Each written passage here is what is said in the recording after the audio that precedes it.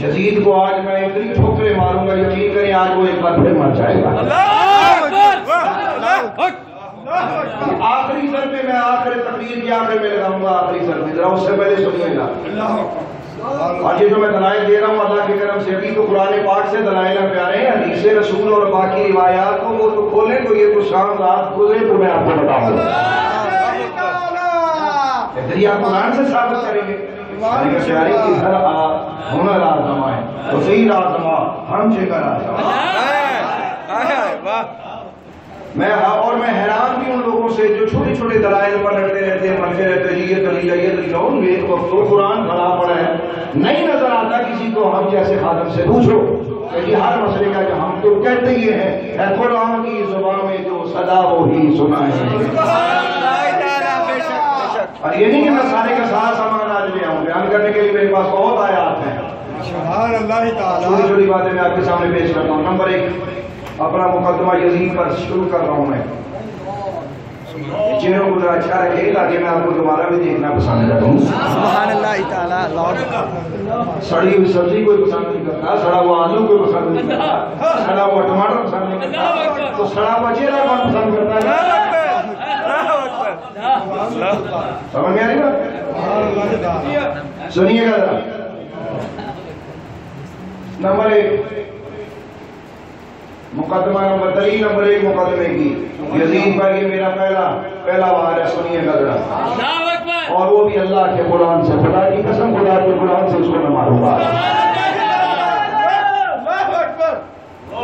Yazid का जो कबीला ये है बनु उमैया। इसके कबीले का नाम क्या है? बनु उमैया। याद रखना। यजीद के कबीले का नाम क्या है? बनु उमैया। ये बनु उमैया कबीले का एक शख्स है और इब्न इस्हाक भी बनु उमैया का है। तो मैं जरा इस आयत से आपको बताना चाहता हूं जो मैंने अभी आपके सामने ये आयत पढ़ी है। ये सूरह अहज़ाब की आयत नंबर 57। इस आयत से मैं बयान करना चाहता हूं आपको कि वो लोग जिन्होंने अल्लाह को अज़ियत दी, रसूलुल्लाह को अज़ियत दी, इससे मुराद कौन से लोग हैं? कुरान की आयत हो और आयत की जब तफसीर हो फिर शक नहीं होता, वो कुरान ही की बात होती है। तो मसला समझ में आ रहा है कि नहीं आ रहा? हमारे यहाँ लोग अक्सर तफसीर कुरान को बहुत नॉर्मल लेते हैं क्योंकि छोटी सी बात है। ऐसा नहीं है। हमारा नोट करें, कैलकुलेटर सीधे करें।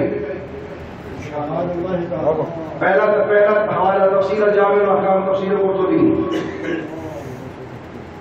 सन 671 हिजरी।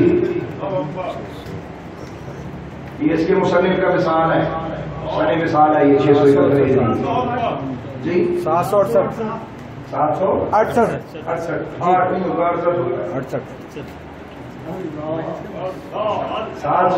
ठीक है जी। अल्लाहु अकबर। भाई 768। अब कोई एक बता मुझे चाहिए जो मैंने पढ़ना है, पहले मैं पढ़ लूँ ताकि वो बताए कि मैं जो बता रहा हूँ वो ठीक है। क्योंकि ये कैमरे वाला भाई इतना ये नहीं है, वो एक्सपर्ट नहीं है कि ये देख मेरा टाइम वेस्ट करेगा, क्योंकि हवाले मेरे पास बहुत है, टाइम मेरा बड़ा थोड़ा है। जरा सुनिएगा बात मेरी क्या है कि अल्लाह और उसके रसूल को अज़ियत दी जिसने, उस पर अल्लाह की लानत। ये मेरा मुकदमा, ये कुरान पाक की आयत मेरे सामने पेश है। अब मैं पेश करना चाहता हूँ कि इससे मुराद कौन, अपनी तरफ से नहीं कह रहा, मतलब ये आज का इल्म नहीं अगर समझे कि जी मैं आज कह रहा हूँ, मैंने तो खोज कर आपके सामने लिया। क्या सुनिएगा, इससे मुराद क्या है? कितने साल पहले आज से? 768 साल पहले का बस कम है, इससे ज्यादा लेकिन का बस कम। ये सुनिएगा जरा, इससे मुराद कौन है? फ़क़द अज़ा बनु उमैया अन्नबिय्य सल्लल्लाहु अलैहि वसल्लम फी अहबाबिही व नारिदुहु फी महाबिही। और हमें कोई नहीं, मैं तर्जुमा दस्ता, कोई बंदा मेरी तस्दीक कर दे कि मैं एक इबारत पढ़ी है, ऐ मेरे को असल हवाला मौजूद है, कोई बंदा देखना चाहता है, ऐ कि मेरे को कोई बंदा आ गई और दयानतदारी ने दसा कि मैं ठीक है, सभी की तरह पढ़ी जरा इस तरह को करे माशाल्लाह। मैं इबारत पढ़ता हूँ, देखेंगे कि इबारत है इधर, ये देखिए मैं इबारत पढ़ता हूँ। फ़क़द अज़ा बनु उमैया अन्नबिय्य सल्लल्लाहु अलैहि वसल्लम फी अहबाबिही व नारिदुहु फी महाबिही। मैं ठीक कह रहा हूँ? मौजूद है? खुश है। ये इबारत मेरे सामने मौजूद है, मैंने असल तफसीर का हवाला यहाँ मौजूद अपने पास रखा हुआ है। अब जरा सुनिएगा, कहते जी कि जिन्होंने अल्लाह और उसके रसूल को अज़ियत दी, इनसे मुराद कौन है? बनु उमैया के वो लोग हैं जिन्होंने रसूलुल्लाह को उनके रिश्तेदारों के बारे में तकलीफ दी।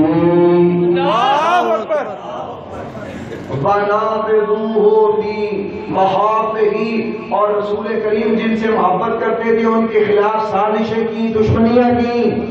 ये इस तफसीर में मेरा पहला सवाल हो गया। अब मैं पूछना चाहता हूँ कि ये बनु उमैया का वो कौन सा शख्स था कि जिससे रसूलुल्लाह को तकलीफ हुई? ये जवाब ये खुद दें कि वो बनु उमैया के खुद प्रचार करने तकलीफ समझ आ गई?